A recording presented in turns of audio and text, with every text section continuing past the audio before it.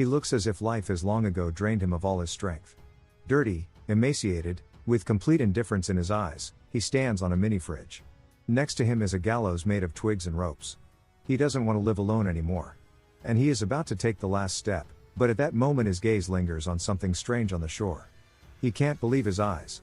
Where the waves were crashing on the sand, there was a human body.